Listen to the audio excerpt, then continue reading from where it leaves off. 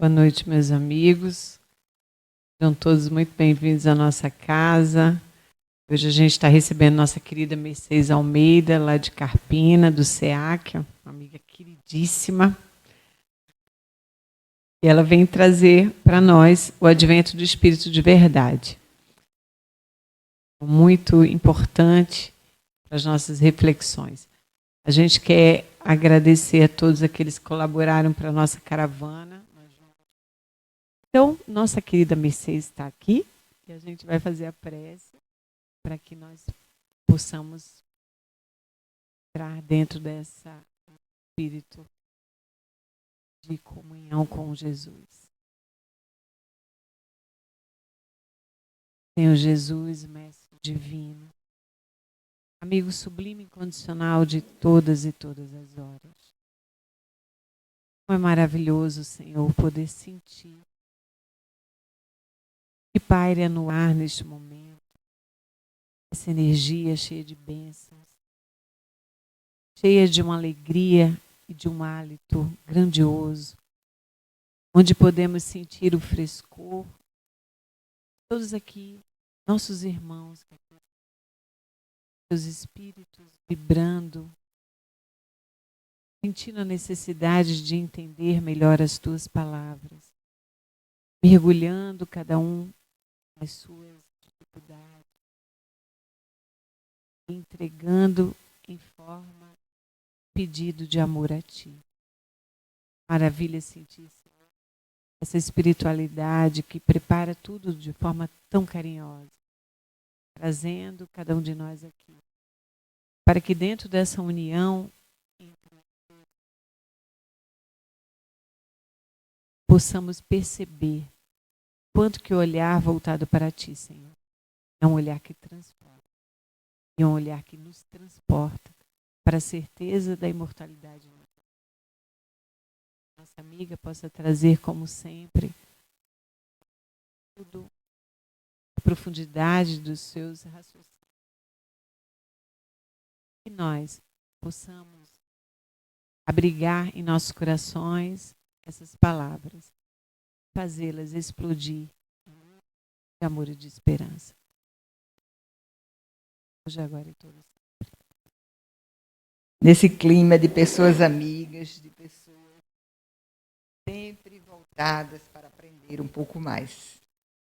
E a tarefa que nos coube, a gente vai tratar de abordá-la na noite de hoje, é o advento do Espírito de Verdade. É um item contido no Evangelho segundo o Espiritismo, no capítulo 6. E aí, antes que a gente pegue os itens que nos foram dados para que a gente pudesse analisar, vamos fazer uma certa retrospectiva para que a gente entenda por que esse advento se deu, a hora que ele se deu. Precisava vir esse advento que seria o Consolador prometido, porque só chegaria à Terra no ano de 1857, quando Allan Kardec, que hoje é o dia do aniversário dele, 220 anos, dia 3 de outubro de 4. E porque somente nessa data, 8 de abril de 1800, vamos entender um pouco esse porquê. Entender também por que é que se diz, a doutrina nos fala a respeito disso, em vários momentos. O Espiritismo é o Consolador prometido e que o Espiritismo é a terceira revelação. Muitas vezes as pessoas de fora, principalmente as de fora, teriam a presunção, o Espiritismo dizer que ele é o Consolador que Jesus prometeu. Na mente de muitas pessoas. Não se abeiram ao estudo, elas podem até ficar se indagar. Já não havia duas revelações, por que uma terceira? Né? Então vamos retroagir à época que Jesus estava prestes a voltar ao mundo espiritual.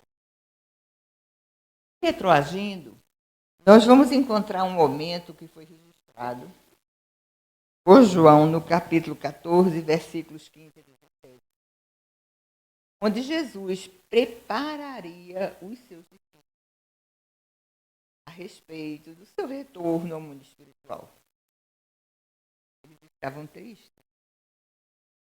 Imaginem, eles que tinham o tempo todo Jesus ali com eles, realizando curas, pessoas enfermas, afastando aqueles espíritos,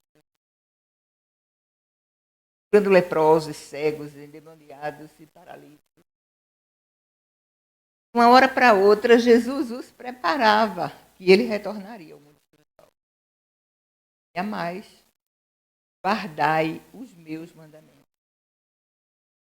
Ou seja, guardem, retenham, não esqueçam aquilo que eu ensinei. Isso é oportuno.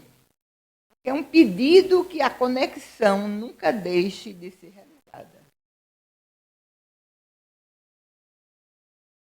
Em outros momentos ele diria que estaria com os discípulos, mas deixai que eu permaneça convosco.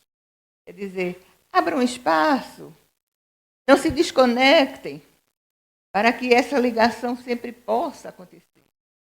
Então, era uma promessa. Me amais, guardai os meus mandamentos. Eu rogarei ao Pai, e nos tempos preditos e determinados, ele vos enviará o Consolador prometido. O Espírito de verdade, que o mundo não o conhece, nem tem condições de conhecer. Vocês o conhecerão, e ele ficará o tempo todo convosco. E o que é que faria esse Consolador prometido? O Consolador prometido é uma tarefa específica. Era relembrar o que Jesus havia dito, porque iam esquecer. E era também dizer alguma coisa mais daquilo que Jesus, por necessidade, não. Ele falou, inclusive, da vida espiritual, da vida futura, mas ele não detalhou. Ele não detalhou porque, à época, os espíritos que ali estavam junto a ele apreender e reter, compreender e trabalhar aquele novo ensinamento. Era necessário que sucedessem os séculos.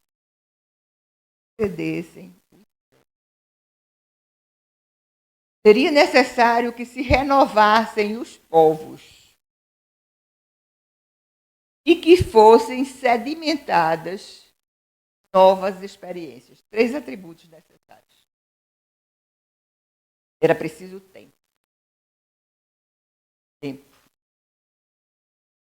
Tempo para que as coisas aconteçam da maneira como elas precisam acontecer. A sedimentação básica. Era preciso que os povos se renovassem.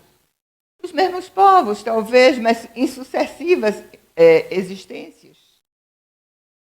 Porque tempo aconteceu para que isso se desse. E era preciso que sedimentassem experiências, principalmente experiências na área cultural. Para quê? Para dar suporte àquilo que precisaria, no momento certo, ser revelado. Jesus, ao convidar os seus discípulos para fazerem parte do seu colégio apostolar, ele passou diretrizes.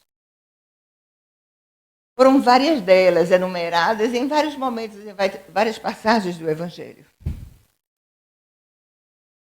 Jesus diria que eles não buscassem a porta larga, porque larga era a porta da perdição.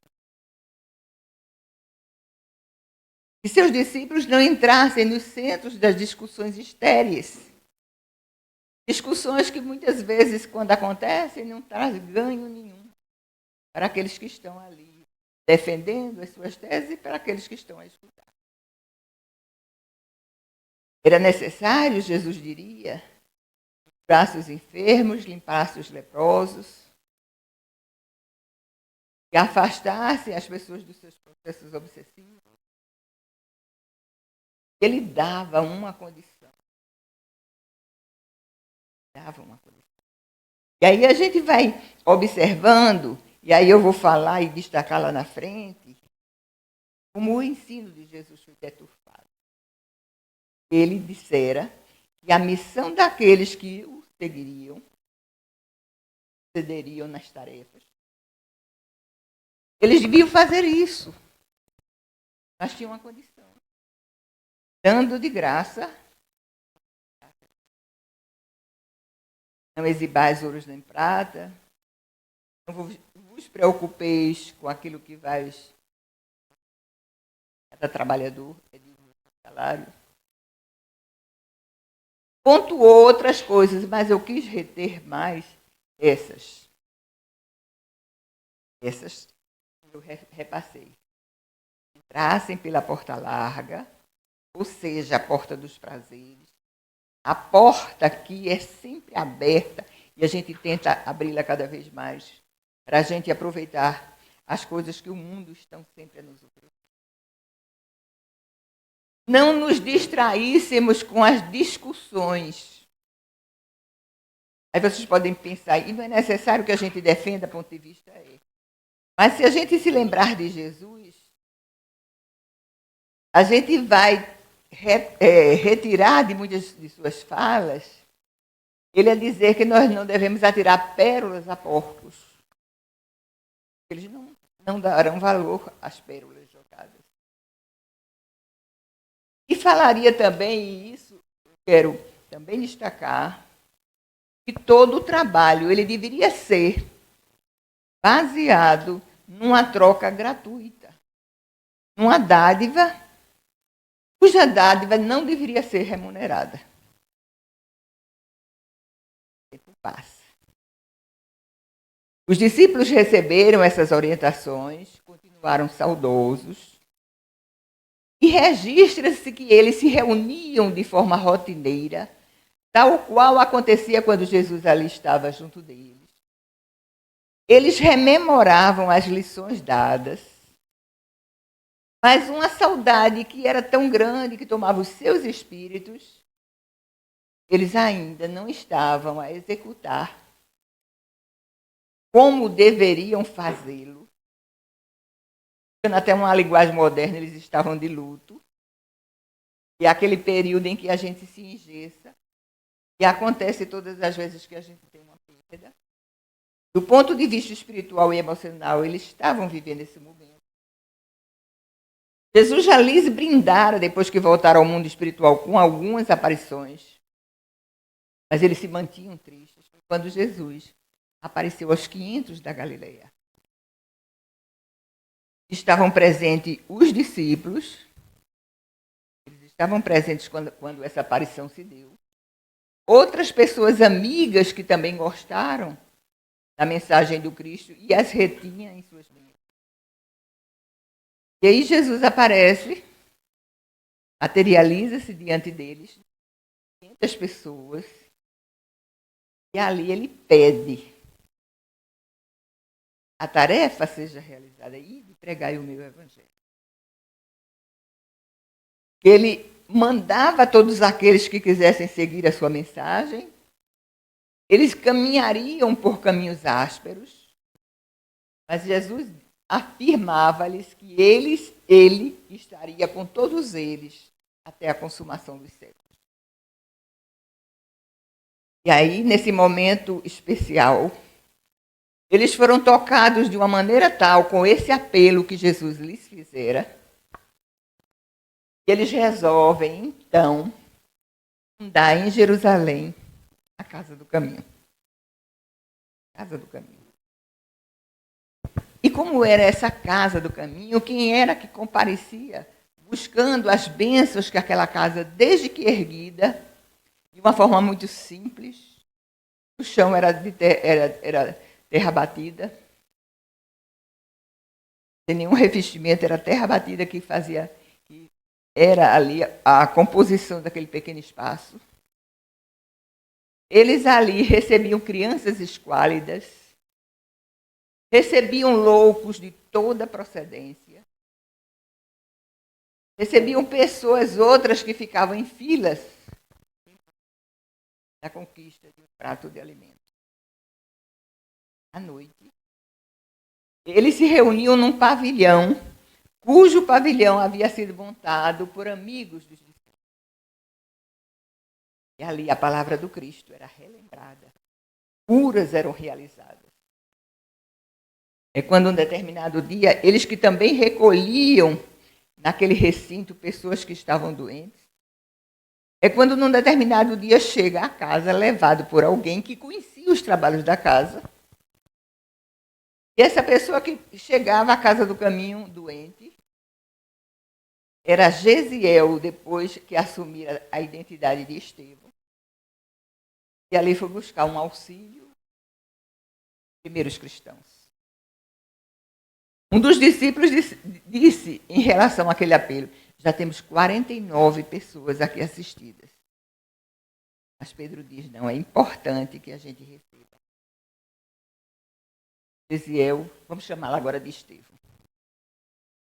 Porque foi preciso mudar, porque Gesiel era o seu nome de batismo, mas ele se dispôs a trazer para si a titularidade de um crime que ele não praticara, porque o seu pai, revoltado com as autoridades romanas, e havia pego uma propriedade da família, resolveu incendiar uma propriedade dos romanos.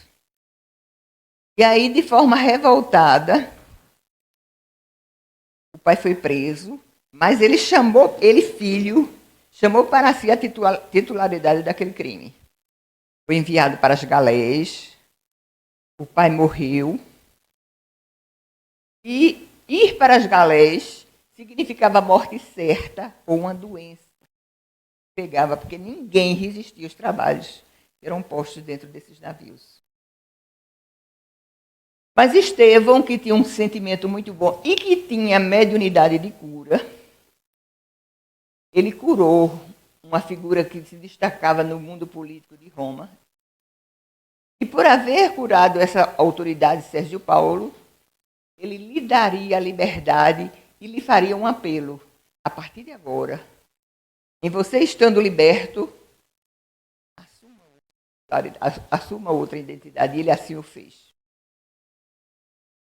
Pedro, assim que ele se recupera do estado febril que o acometera, começou a repassar-lhes notícias de Jesus. Ele se Era tudo, dizia Estevão, que ele precisava. Porque na visão dele, de uma visão rápida, ele se dava conta que Jesus representava a solução para todos os problemas da humanidade. E aí, curado, ele usava da sua palavra inspirada, e após as suas falas ele curava uma quantidade enorme de pessoas, e um certo dia ele cura de uma cegueira o tio de um amigo dele. Um amigo de Saulo de Tarso. Sadoc. Tinha um tio que era cego, que estava cego, foi curado pela mediunidade de Estevão. E Sadoc queria, por curiosidade, conhecer o trabalho que os cristãos primitivos ali naquela casa realizavam. Leva Saulo de Tarso. E muito contrariado, escuta o verbo inflamado de Estevão, que dizia: Israel não esperou em vão. O Messias chegou. Vivíamos todos aprisionados a um formalismo de raciocínio que era imposto. E agora, através dos ensinamentos de Jesus, encontramos a porta da libertação. Ele concluía. Moisés era a porta, Jesus era a chave. Uma contenda ali se armou por parte de Saulo de Tarso, a possibilidade de ser contraditado, não admitia que Jesus fosse o Messias. A partir dali se começaria uma guerra muito grande.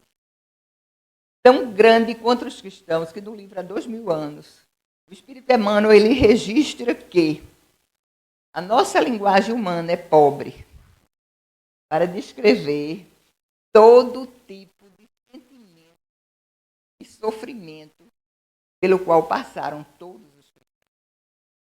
Nero incendiou Roma e a culpa foi atribuída aos cristãos. Os cristãos eram levados às feras, eles eram queimados. Mas havia um fato que era paradoxal. Quanto mais se perseguia os cristãos, mais o número de cristãos aumentava. Impressionante, né? Percebam a coragem dos primeiros cristãos. Passamos um paralelo em relação às nossas. A nossa coragem. Então Roma dominava. Junto com as autoridades judaicas, eles chegaram à conclusão que muitas vezes as pessoas, nós mesmos chegamos. Que a gente não pode combater um inimigo. O que é que acontece? O que devemos fazer? Aliemo-nos aos inimigos. Gente, essa aliança pouparia por muito tempo o sofrimento dos cristãos. Imaginem, foi assinado um edito, que é um edito, é uma carta solene. E nessa carta solene, nesse edito, o edito de Milão, ficou estabelecido que o cristianismo passaria a ser a religião oficial do Estado. Aí não se perseguia mais cristãos. Mas percebamos o que, de outro lado, o que é que aconteceu. Eles quiseram, então, trazer os seus hábitos pagãos e eles também queriam trazer as práticas judaicas para dentro do cristianismo. O que é que isso pôde trazer de dano ao cristianismo? O dano foi grande, porque eles trouxeram os dogmas. A gente nunca viu falar em dogma, que Jesus tivesse afirmativas dogmáticas, e a gente não pudesse arguir, porque era tirado o direito do cristão arguir se aquele dogma fazia sentido ou não. Então, os dogmas eram impostos, articulou-se a partir dessa quase oficialização dos dogmas um sentimento de temor muito grande, porque se você pensasse ao contrário, você poderia ser morto. Giordano Bruno, ele foi levado à fogueira pelo crime, tenhamos essa informação, pelo crime de dizer que existiam muitos sóis e existiam muitos mundos. Quer dizer, não era dado a ninguém o direito de pensar diferente. Falava-se em penas após a morte. E as pessoas até hoje, espíritos marcados por essa época de trevas, viveu o cristianismo. Até hoje se amedrontam. Uma das causas do temor da morte é justamente o receio, para onde é que eu vou? Porque se sabe, todas as religiões falam na imortalidade da alma, só que falam de forma impositiva, só que falam de forma dogmática, que existem 2 locais para onde os espíritos, ao retornarem, vão para o céu ou para o inferno. Então, estabeleceu-se os dogmas, estabeleceu-se o temor da morte. Jesus que disse que a gente não se preocupasse em exibir ouro nem prata, eles começaram a entender que se havia riqueza nos templos pagãos, se os representantes das diversas religiões eles se apresentavam de forma suntuosa, por que não? Os representantes da igreja cristã não podiam assim fazer. Percebam o desvirtuamento daquilo. E lembremos-nos das palavras de Jesus quando ele dissera, o Consolador prometido, ele virá relembrar o que eu dissera, o que eu disse, vai esclarecer um pouco mais. Então a mensagem de Jesus começou a ser verdadeiramente deturpada. Era um templo suntuoso. Isso no século III aconteceu. Quando chega o século IV, dentro das casas cristãs, o que aconteceu? Eles começaram a adotar mesas chamadas aras.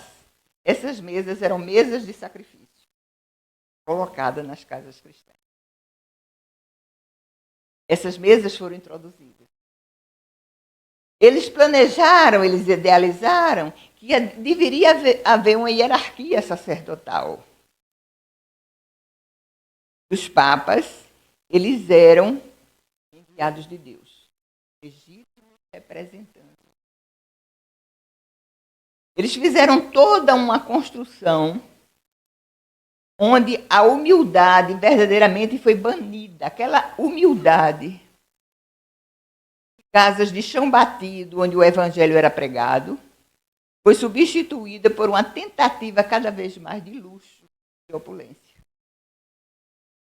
As alianças políticas também chegaram à igreja, dentro das casas cristãs. E aí, outro tipo de bula ou de edito aconteceu.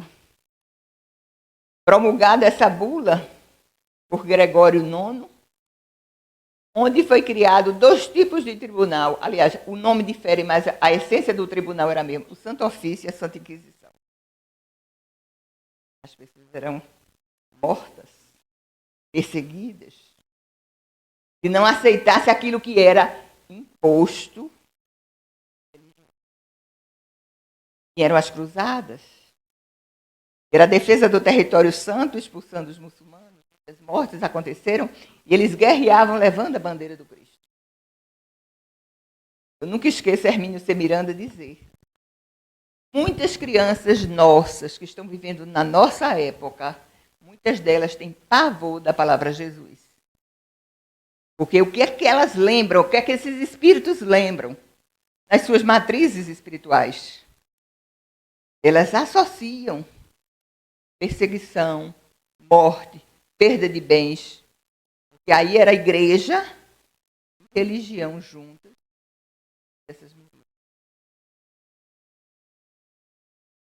E aí, durante muito tempo, a igreja foi dominada por isso.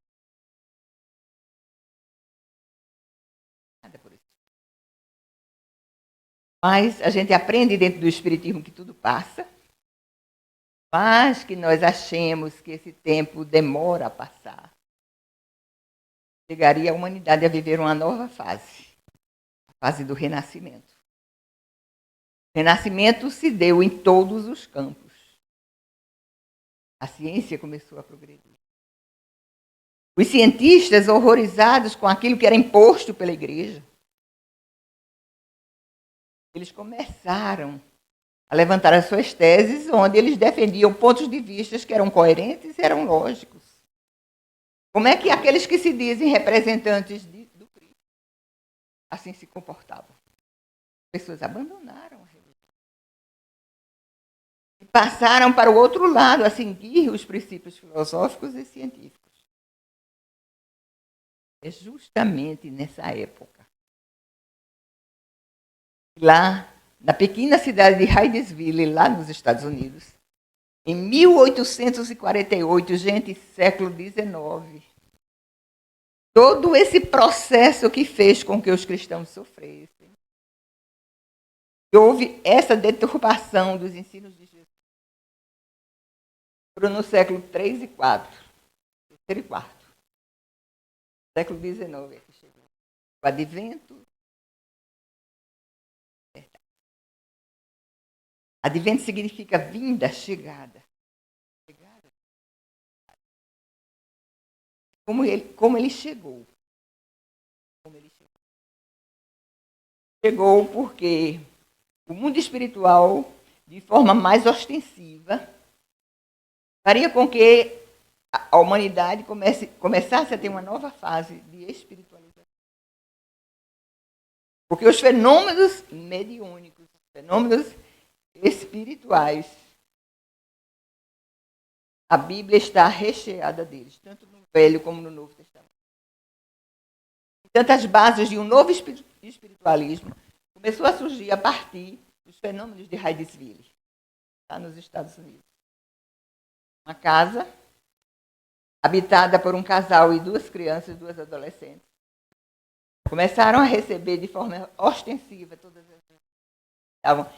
observavam se as portas estavam fechadas, eles viam as portas se abrirem, eles viam ruídos dentro de casa, mas eles foram recebendo tanto esse tipo de visita espiritual, que as meninas começaram a não mais ter medo e uma delas começou a tentar um diálogo. Aquela entidade que eles perceberam, que elas perceberam que ali estava. A gente não vai se demorar muito, esses fatos passaram até a Europa, chegaram lá. As pessoas se reuniam por curiosidade, para querer saber dos espíritos respostas para os seus problemas particulares, afetivos e comerciais. Um determinado dia, Allan Kardec foi chamado para presenciar o fenômeno dessas mesas que respondiam. Ele, um tanto quanto cético, porque era um cientista, pedagogo. Ele, a princípio, não quis aceitar a veracidade daquilo que os amigos estavam ali informar. Mas depois, quando ele presencia, depois que ele observa, ele chegou à conclusão que ali estavam, sim, fenômenos que, a princípio, ele não sabia explicar. E se negava, logo no início, será uma mistificação? É a primeira pergunta. Depois, ele, inteligente, ele deduziu. E não havendo mistificação, será que eu estou diante de uma lei que eu desconheço? Aí ele foi chegando à conclusão que havia ali, na realidade, a existência de uma lei que ele precisava estudar, que o fez, e chegou a uma conclusão que eu paro assim, na beleza do conteúdo que a gente pode tirar dessas primeiras deduções de Allan Kardec em relação ao intercâmbio do mundo espiritual com o mundo material. Ele chegou à conclusão que, em sendo os espíritos as almas das pessoas que já habitaram na Terra, e não tendo as almas que habitamos a Terra todo o conhecimento, toda a sabedoria possível, pelo fato dessa alma agora estar em espírito, no mundo espiritual, o espírito não tem toda a sabedoria nem. Cada espírito ele traz um pouco daquilo que ele já conquistou, traz um pouco dos seus conhecimentos. Eu acho que esse é um dos ensinamentos muito sábios que deixou Allan Kardec. E a gente não pode acreditar em tudo que um espírito diga, sem que a gente pesquise, que analise. E ele o fez, não apenas ensinou. Por quê? Quando algo que ele submetia à apreciação dos espíritos não casava bem no seu espírito lógico, no seu espírito racional, no seu espírito crítico, ele submetia aquela questão a vários outros médios em outras localidades. Depois, quando ele recolheu um material grande, ele observou que ali estava a resposta das grandes inquietações que a humanidade tinha, deu conta que aquilo não era para ficar só para com ele. Foi avisado também que ele teria uma grande tarefa, que era codificar, era coletar todas as informações que ele recolhera e passar para o livro, para ajudar a humanidade. Pediu ajuda, achava a princípio que não era capaz de realizar, mas outra coisa grandiosa de Allan Kardec foi dita a ele. A missão será árdua, a sua missão será árdua. Não será apenas escrever um livro, 2 livros, 3, 4, 5 livros. Você topará com muitos adversários. Pessoas de sua intimidade vão lhe trair. Sua saúde vai ficar prejudicada. Você viveria muito mais. Toda essa ciência dessa situação que poderia passar. Você viveria muito mais. Se não aceitar essa tarefa que ele é proposta a realizar. Resposta de Allan Kardec. Estou pronto. Percebam que as grandes almas que passaram por aqui, uma característica de todas elas é aceitar as suas missões. Os discípulos assim disseram a Jesus quando indagados. Estou pronto. Todos eles. E aí, Allan Kardec assumiu o trabalho e veio apresentar à humanidade essa religião, essa doutrina, na visão tal como ele nos apresentou, essa mensagem que é dirigida no mundo espiritual pelo Espírito de Verdade. E quem é o Espírito de Verdade? Mas vamos conceituar antes que a gente fale sobre o Espírito de Verdade, o que é o Espiritismo? É revelação, mesmo como os espíritas dizem, é. Porque a revelação ela é progressiva. Primeiro veio Moisés trazendo a notícia de um Deus único. Depois veio Jesus falando que Deus é amor. E falando sobre a vida futura. O mundo espiritual estava desvelado. Se sabia que existia esse mundo espiritual. Mas o que é que acontece nesse mundo espiritual? Então, a doutrina espírita, ela tem essa característica. Ela vem demonstrar a existência do mundo espiritual, vem demonstrar as relações que acontecem no mundo espiritual e o mundo material e como acontecem essas relações. Não é revelação. Bom, mas capitaneando essa terceira revelação, quem estava ou quem está à frente? Quem estava ou quem está à frente? Aí a gente pega o Evangelho segundo o Espiritismo, no capítulo 6º, e eu vou querer que vocês mentalmente tirem a conclusão dessa mensagem.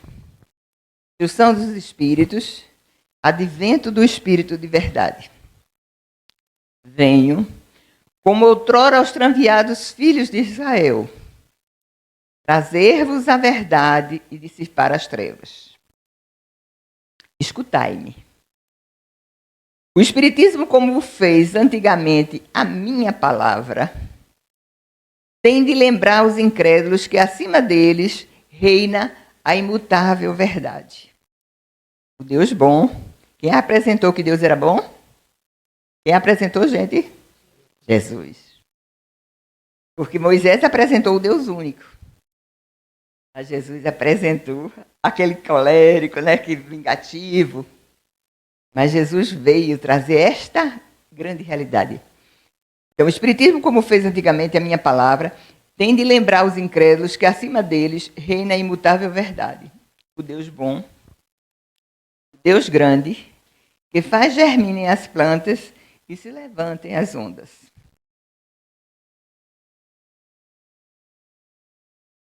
Revelei a doutrina divinal. Como um ceifeiro, reuni em feixes o bem esparso no ser da humanidade e disse: vinde a mim, todos vós que sofreis. Quem é que disse isso? Quem disse?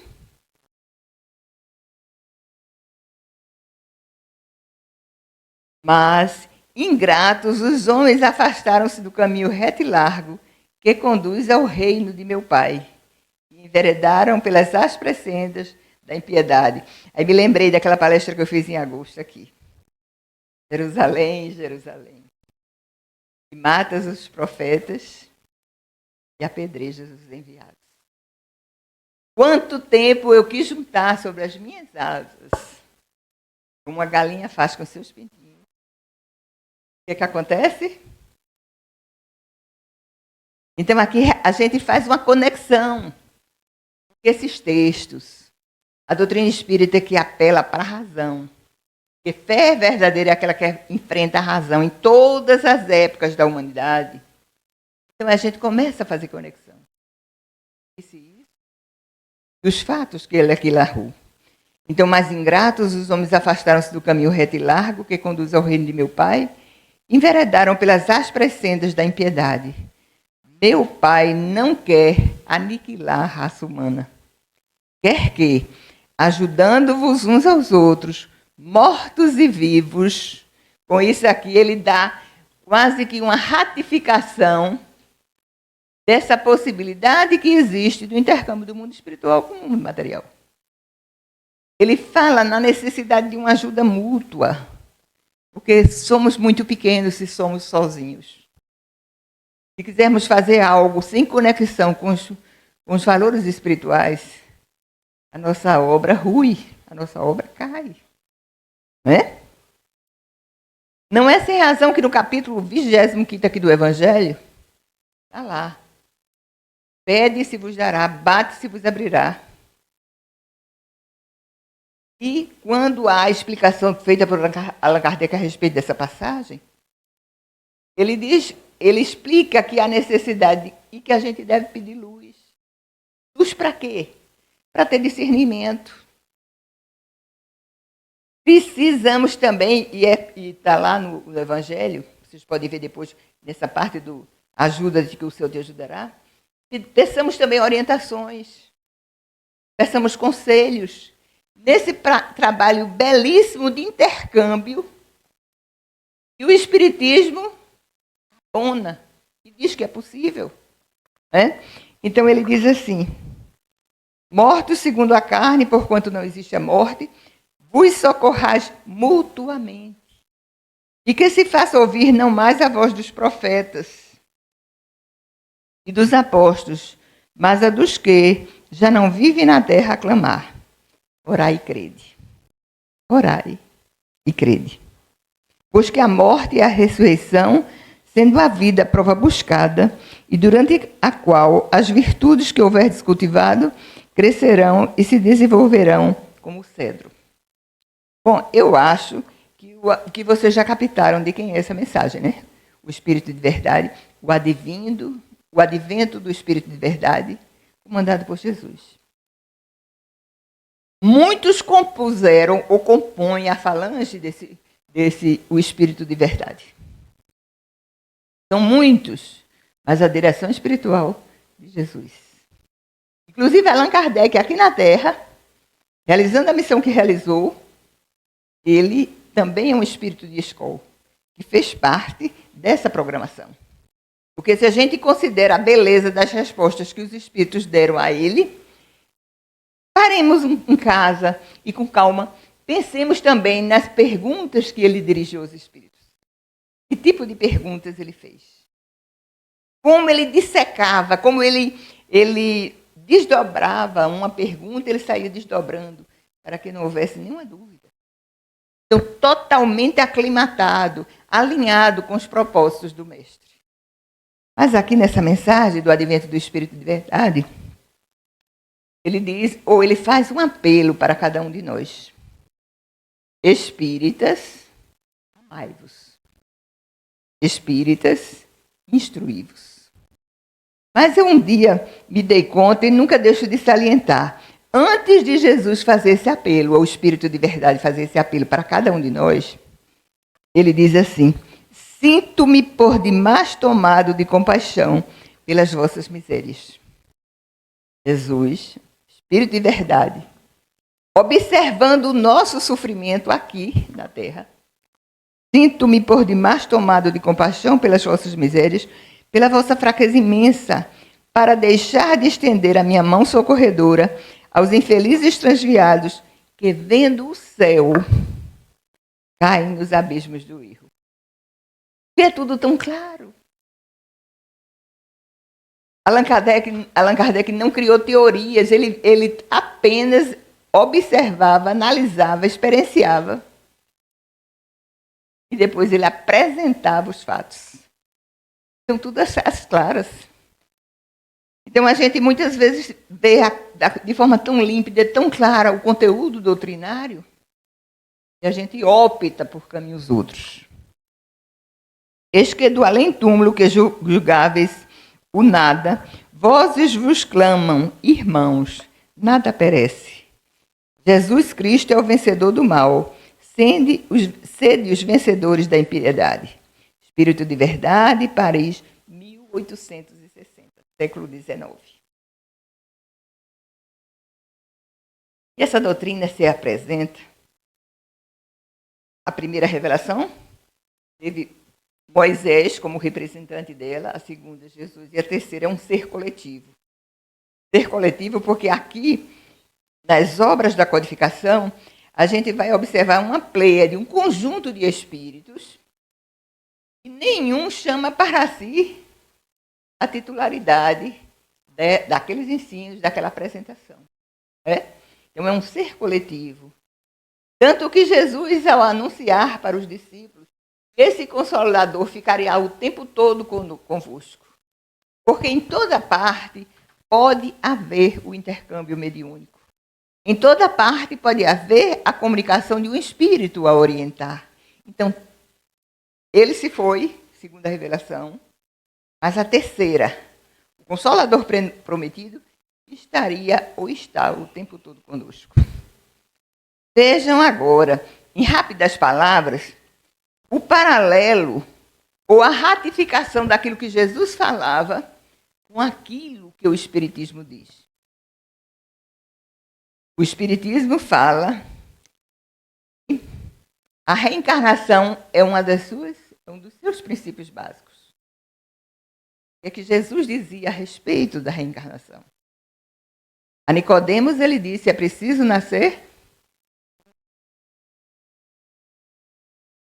Aos discípulos depois ele dizia, quando eles indagavam a respeito de Elias, Elias já veio e não o conheceste. Não percebestes que ele já retornara. O Espiritismo nos fala a respeito de pluralidade dos mundos habitados. O que é que Jesus dizia, quem lembra?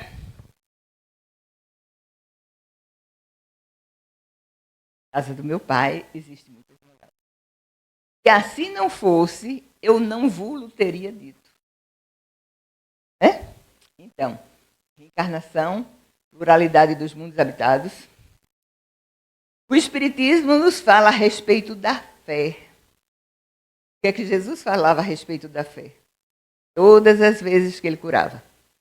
Quem lembra? Tua fé te curou.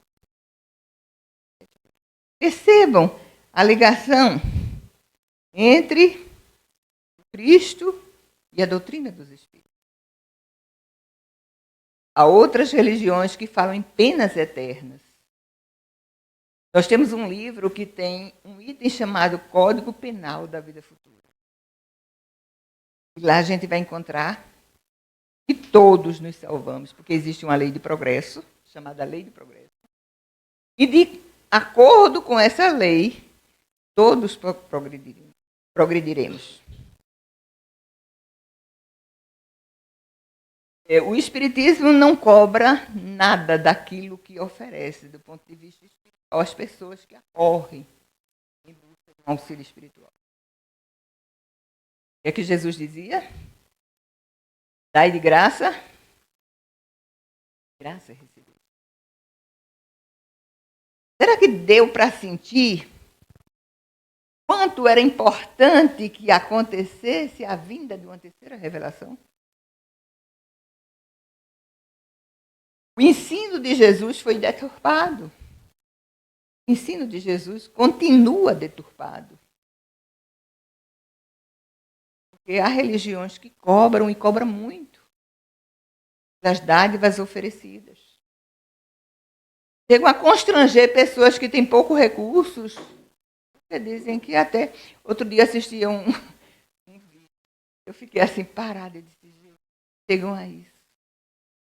A pessoa dizia assim, fulano, não quero nem dizer o nome da entidade, que estava no diálogo. Eu estou desempregada. Eu estou vivendo de auxílios. tire um pouco daquilo que você recebe de auxílio, para que você possa.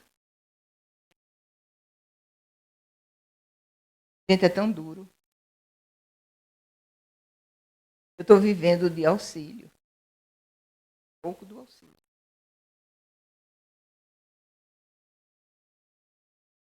André Luiz tem uma página, é assim que eu paro quando eu leio, quando eu releio, quando eu penso em retratar aquilo que ele diz naquela fala. 20 serviços que o Espiritismo presta a você. 20 serviços. Se procurar na internet, encontra. O primeiro, percebamos a beleza dessa doutrina que revive os ensinamentos do Cristo e que é verdadeiramente um consolador. O primeiro serviço que André Luiz diz que o Espiritismo nos faz, integra-nos da realidade espiritual que cada um de nós somos. Integra-nos. Nessa certeza, somos seres espirituais. A primeira vez que eu fui fazer esse trabalho que hoje eu estou fazendo aqui com vocês, eu me lembro disso e ficou marcado de uma forma muito nítida. O pai de Edna Santos, José Fernando Santos, o nome dele, e Edna se pronunciava num grupo de WhatsApp. Hoje, a minha família devolveu ao pai nosso pai. Nossa família devolveu ao pai nosso pai. Temos certeza que ele está bem. Temos certeza que ele está bem. Percebam, as nuances porque consola. Porque nos afirma coisas que não são criações, não são coisas hipotéticas. São frutos de uma realidade. Querem saber como os espíritos chegam do outro lado? Busquem ler e estudar o livro Céu e Inferno. Tem depoimento de espírito suicida, tem depoimento de espíritos em situações medianas, tem depoimento de espíritos de criminosos, tem depoimentos de criminosos arrependidos, tem depoimentos de espíritos em condições medianas, não foram tão maus, mas também ainda não foram bons. Então está tudo escrito ali. Então ela dizia, a morte é uma outra edição da vida. Percebam, vivendo o luto, mas com aquela sensação de equilíbrio, de justeza, do que acontece em relação a uma pessoa querida que voltava ao mundo espiritual. Fazer uma palestra terça-feira no centro, uma pessoa me dizia, hoje meu pai desencarnou, 102 anos. Lá no centro, assistindo palestra, eu disse, você não está lá no velório? Ele é do Rio, a gente vai levar o corpo para lá. Já foi enviado, vai ser enterrado. A gente vai daqui, ela mora aqui em Recife, meu irmão mora em Fortaleza. Mas a serenidade. Não sente, o espírito sente, mas não entra em desespero, não entra em revolta. Porque sabe, tem certeza que a morte faz parte da nossa vida. E uma das características da vida, embora a gente saiba que vida é movimento, é ação, mas uma das características da vida é impermanência. Hoje a gente tem, amanhã a gente pode não ter. Percebam a beleza do Espiritismo. Nos dá-nos essas noções. O outro serviço que o Espiritismo nos presta é temer a morte.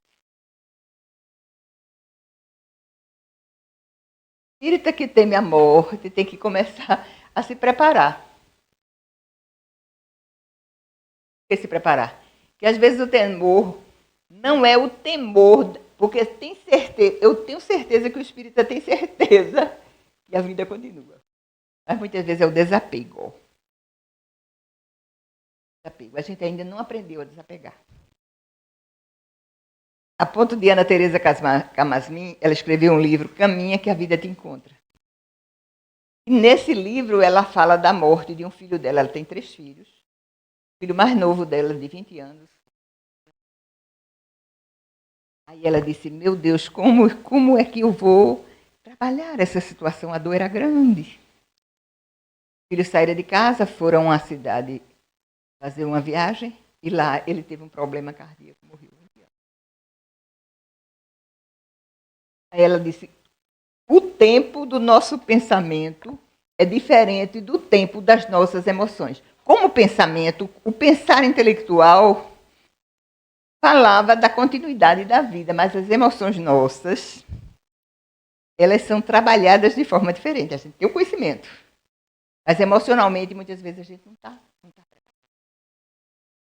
E a Luft, que é uma escritora não espírita, ela tem um livro, Perdas e Ganhos. Ali a Luft, ela diz assim, ninguém gosta de perder. Perder dói. Dói, e às vezes dói muito. Mas o que faz a diferença no perder é o lastro emocional e espiritual que você tem. Tem um livro que fala, Na Maior das Perdas, da Divina Consolação. Esse livro eu aconselho a todo mundo que ainda não conseguiu entender a morte de um ente querido. É de Regis de Moraes esse livro. Ele conta o caso de uma mulher que teve um filho que morreu, foi enterrado numa cidade vizinha. E o luto dessa mulher foi tão grande que essa mulher todos os dias saía de sua casa e ia para outra cidade cultuar a morte do filho. E com isso ela não deu prosseguimento à sua vida junto ao esposo e aos outros filhos. É um erro que muitas vezes a pessoa enlutada não consegue captar e perceber. Aí Regis de Moraes conta esse caso dessa mulher e conta o caso da mãe de Cazuza. Cazuza morreu e ela sofreu muito com a morte dele. Mas o que é que ela resolveu fazer? Ela ergueu uma fundação.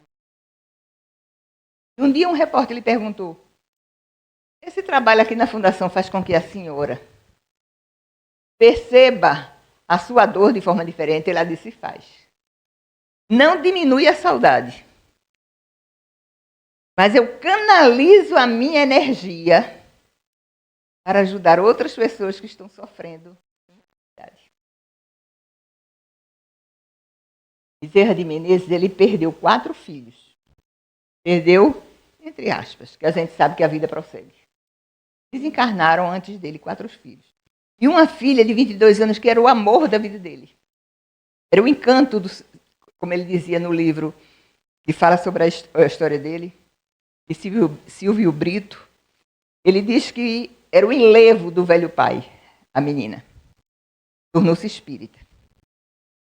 E ele disse, não fora o espiritismo, ele não conseguiria passar sem revolta a morte desses 4 filhos queridos. Aí ele diz, de uma forma muito bela, bendita doutrina espírita, tão tardiamente revelada. Aí eu parei no tardiamente. Tardiamente revelada para ele. Porque, como a gente viu no início da palestra, era preciso que sucedessem séculos. Era preciso que se renovassem povos. Era preciso que se alimentassem experiências para que o espiritismo chegasse. Então ele diz, bendita doutrina espírita. Tão tardiamente revelada. Porque ele perdeu a esposa também. E ele, na época de faculdade, ele não quis saber de religião. Depois um amigo católico entregou uma Bíblia para ele ler. Ele reveu. Ele fez as pazes e foi ler a Bíblia. Mas ele já era médico quando, um certo dia, um amigo espírita lhe entrega o Livro dos Espíritos, que ele leu no trajeto do centro da cidade até o bairro onde ele morava. E parecia que ele já conhecia tudo. É essa a expressão que ele diz, ao ver as belezas contidas no Livro dos Espíritos. É uma bendita doutrina espírita tão tardiamente revelada. Bendita doutrina espírita portanto, tão escarniçada, tão relegada, tão desvalorizada. Aí ele diz uma coisa, Silvinha, que eu acho muito bonitinho. Ele, loucos benditos são aqueles que a divulgam. Loucos benditos são aqueles que a divulgam. Por que ele usou a expressão loucos? Porque à época, o espírita que se dedicasse à prática mediúnica ou a seguir a doutrina, nós éramos tidos como loucos. Então ele usa a expressão. E aí André Luiz sai colocando os 20 serviços que a doutrina fez para cada um de nós. Apresenta-nos a reencarnação. E ao nos apresentar a reencarnação, a gente entende, começa a entender, antes a gente não entendia, a razão da dor. A gente vê pessoas passando por doenças, e muitas vezes são elas que nos dão lições. Eu tenho uma amiga querida que é palestrante espírita. Ela teve um câncer e eu acompanhei o câncer dela todas as segundas-feiras, quando ela estava com condições de pegar a quimioterapia, tomar. Aí eu dizia, ela me dava bom dia, aí ela me dizia, vou para o bendito tratamento, vocês. Eu achava tão bonito, vou para o bendito tratamento. E a gente sabe os desafios de uma quimioterapia, mas ela assim tratava. Eu tinha uma amiga, eu também acho que já disse aqui, e ela foi visitar uma filha em Portugal e lá foi dito que ela estava com câncer de pâncreas. Também a gente se comunicava de forma rotineira. Eu fazia já no final. Eu fazia, como é que você está? Não está tão bem não, Messias, mas vai melhorar. Todas as vezes era isso. Está tão bem. Depois ela calou. Quando calou, aí foi uma filha que entrou em contato comigo. A mãe se foi. Então, essa reencarnação, gente, é tão importante que a gente possa conhecê-la. Apresentada por Jesus, não criada pelo Espiritismo, apresentada por Jesus. Faz com que a gente perceba e aceite as desigualdades, as dificuldades que nós temos nas nossas parentelas. Então, são serviços que a doutrina nos passa. Mas eu vou terminar com as palavras dele, do Espírito de Verdade. Ele diz mesmo assim, venho instruir e consolar os pobres deserdados. Venho dizer-lhes, eu acho lindo também isso quando ele diz, venho dizer-lhes que elevem a sua resignação ao nível de suas provas. A prova está dura, a prova está difícil, eu não vejo como dessa prova sair. O apelo do Espírito de Verdade, eleve a sua resignação ao nível dessas suas provas. Ana Teresa, no seu livro, ela diz assim, se a dor está grande, você não tem condições de resolver, quando ela está falando da questão do luto, pela perda de um filho, ela diz, entregue a Deus. Entregue. Outro dia eu entreguei meu filho, não a Deus, entreguei a Nossa Senhora. Nossa Senhora, você é mãe também, me ajuda. Me ajuda como mãe nessa situação que eu não estou sabendo administrar. E aí a gente faz isso. Nesse intercâmbio que o Espírito de Verdade disse que a gente fizesse. Porque se a gente pedir com perseverança, com fé, com resignação, sem revolta, a gente vai ser ajudado. Então ele diz, chorem, porquanto a dor foi sagrada no Jardim das Oliveiras.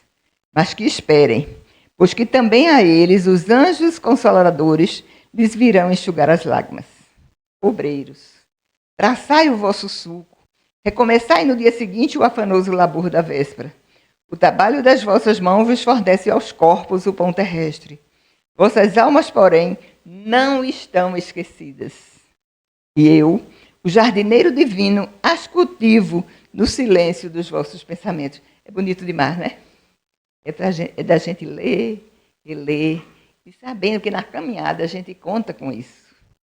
Em verdade vos digo, essa é para aqueles que mesmo não obstante, porém, apesar de estarem passando por dificuldades, vejam que o Espírito de Verdade diz, em verdade vos digo, aqueles que carregam os seus fardos e assistem os seus irmãos, são bem-amados meus. Instruí-vos, na preciosa doutrina que dissipa o erro das revoltas e vos mostra o sublime objetivo da provação humana. Muita paz para todos. Esse dia especial, 3 de outubro, há 220 anos, ele chegaria, tendo a coragem, tendo o amor, tendo o zelo, de nos apresentar como ele o fez, a doutrina dos Espíritos. Agradeçamos também a esse Espírito de escola, porque foi graças a ele que a obra foi apresentada, tal qual idealizada por Jesus. Muita paz para todos.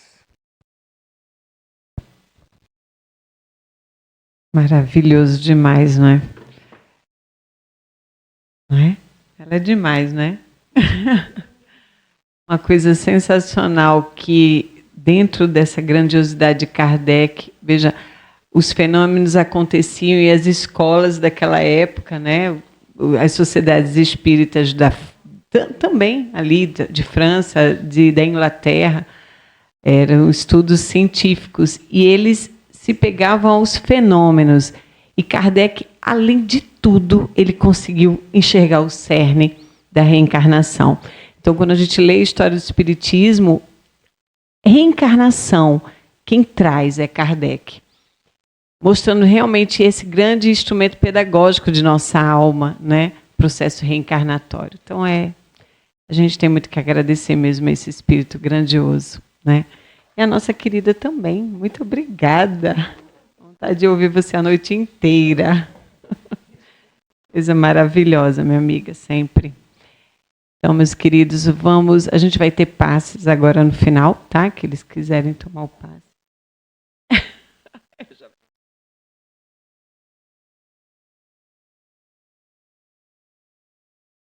Vamos lá.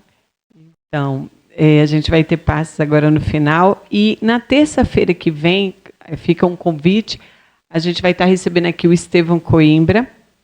E ele vai falar sobre o Alto de Fé de Barcelona, né? Porque é no dia 8 a palestra, mas no dia 9, que foi 9 de outubro, né? A gente teve esse grande evento, importantíssimo evento. Então, quem quiser saber a história do que foi esse Alto de Fé, venha na terça-feira, que o Estevão é maravilhoso, um grandíssimo estudioso, nosso querido amigo. Então, vamos lá fazer a prece. Vamos, antes de fazer a prece, tem alguém vindo à casa a primeira vez? Alguém? Ali, um dedinho. Qual é o seu nome? Maria de Fátima. Seja muito bem-vinda à nossa casa, viu? A gente tem o hábito de ofertar o evangelho àqueles que vêm à casa a primeira vez, tá certo? No final, você vem buscar. Muito obrigada por estar aqui. Vamos então fazer a nossa prece. Senhor Jesus, Mestre Divino, nossos corações estão em festa nesse momento, Senhor. Por sabermos o quanto Tu nos ama, quanto queres que cada um que aqui está possa vivenciar dentro do seu processo reencarnatório mais uma história. Mas que seja dessa vez uma história de total transformação. Sabemos, Senhor, que Tu és o caminho, a verdade e a vida. Tu és a videira e nós somos os ramos.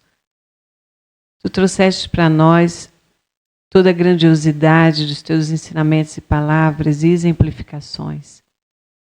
E não nos deixasse mais adiante, sem trazer para nós essa terceira revelação, Consolador, e hoje essa doutrina bendita que traz para tantas almas consolo, esperança, para que possamos vivenciar as nossas dores e dificuldades aqui na Terra, sabendo, Senhor, que essas dores são passageiras. E nós, olhando adiante, enxergando a Ti, na Tua exemplificação no Calvário, mostraste que as cruzes podem ser carregadas por nós, mas olhando adiante, tendo a Ti como grande Senhor de nossas vidas, elas se tornarão mais leves. Abençoa todos que aqui estão, Senhor. Protege os seus espíritos, dai bom ânimo, acolhe as suas dores e que possamos todos nós continuarmos firmes dentro desse grande processo do Espírito imortal de transformação e luz. Abençoa a nossa querida amiga, que ela possa continuar na sua jornada iluminativa, iluminando e trazendo para nós todo o esclarecimento necessário para que possamos nos tornar cada vez melhores.